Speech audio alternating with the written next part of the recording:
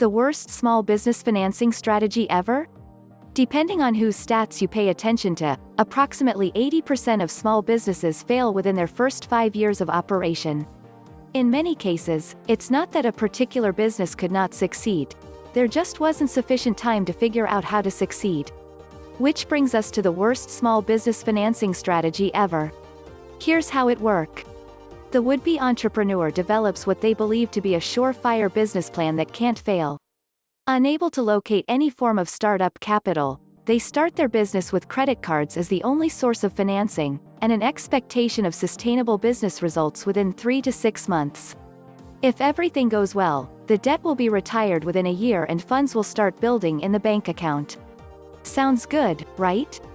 I mean, the thinking lines up perfectly with all the get-rich-quick business opportunities that exist on and off the internet today, where some of them even try to convince you to use your credit cards because the opportunity is so good and can't miss.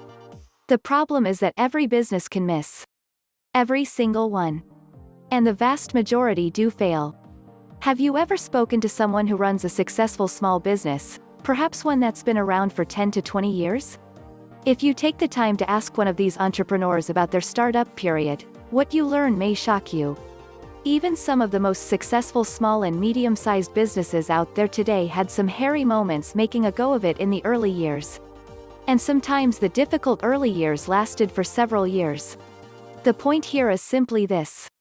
The process of getting a business operating and successful can take many unexpected twists and turns, no matter how diligent you are in creating a thorough business plan and business financing strategy.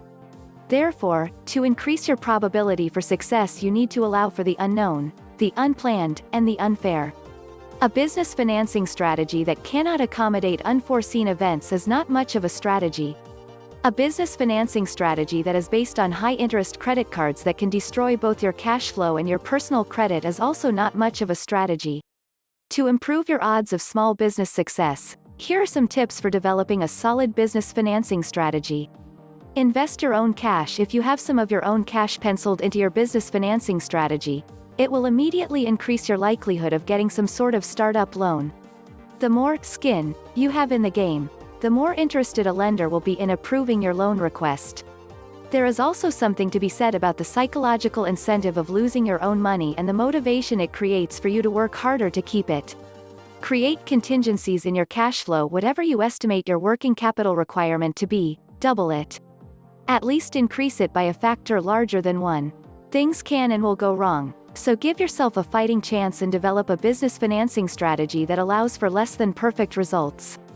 Use credit cards wisely. Used properly, credit cards can be the cheapest form of working capital that you have at your disposal. Some business credit cards provide 40 days of interest-free financing. If you pay off the entire balance every month, you have an extremely low cost of working capital financing. But if you start carrying large balances without paying them down monthly, you will go from the cheapest source of working capital to one of the most expensive, and you will likely also destroy your credit rating in the process. Make timely government remittances. Small businesses are by default tax collectors. And the taxes collected can sometimes wind up funding the business for longer periods of time than they were ever intended. Using government remittances as a business financing strategy is basically a bad idea. Government agencies that are assigned to collect from you have large budgets and enough broad sweeping authority to create plenty of grief for you if you are too slow in paying. If you apply for a business loan while you have an overdue balance with a government tax agency, your loan request will likely be declined. Even after the balance is paid up, you may have burned your bridge with the lender, as a history of overdue government remittances can brand you as a bad credit risk. Watch spending closely at startup. One of the things you can control early on is how much you spend and what you spend it on. This is going to change in time, but if you can spend wisely in the beginning, you may be able to avoid a cost-cutting exercise further down the line. While it's normally true that you have to spend money to make money, you can still be smart about the spending process. Watch the next video on your screen. Subscribe and leave a comment, and I will reply to your comment.